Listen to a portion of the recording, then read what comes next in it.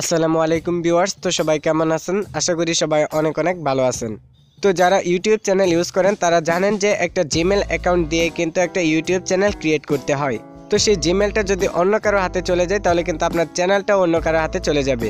তো আজকের ভিডিওতে আমি দেখাবো আপনার জিমেল অ্যাকাউন্ট অন্য কোনো ডিভাইসে লগ ইন করা আছে কি না সেটা আপনি কিভাবে দেখবেন।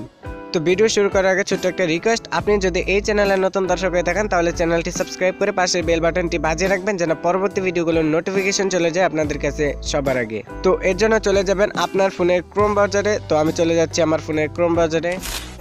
তো আমি চলে আসলাম আমার ফোনের ক্রোম ব্রাউজারে। তারপর সার্চ অপশনে গিয়ে টাইপ করবেন মাই গুগল অ্যাকাউন্ট, এটা লিখে আপনি সার্চ করে দিবেন। তো এটা লিখে যখন সার্চ করে দিবেন তখন আপনার সামনে কিন্তু আপনার গুগল অ্যাকাউন্টটা শো করবে।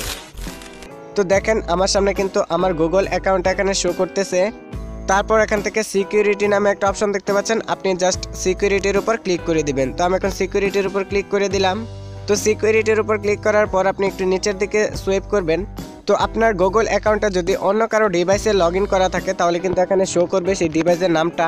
তো আমার গুগল অ্যাকাউন্টটা কারো ডিভাইসে লগ ইন করা নাই, তাই এখানে শো করতেছে না। তো এখন কথা হলো আপনার হাতে থাকা স্মার্টফোন দ্বারা আপনার গুগল অ্যাকাউন্টটা সেই ডিভাইস থেকে কিভাবে লগ ইন করবেন। তো এর জন্য যেই ডিভাইসে লগ ইন করা থাকবে সেই ডিভাইসের পাশে কিন্তু থ্রি ডট আইকন দেওয়া থাকবে, আপনি জাস্ট সেই থ্রি ডট আইকনে ক্লিক করে দিবেন।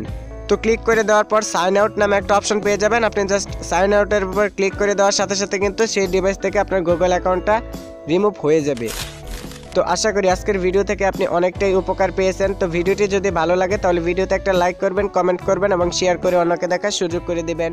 আজকের ভিডিও এই পর্যন্তই। আল্লাহ হাফেজ।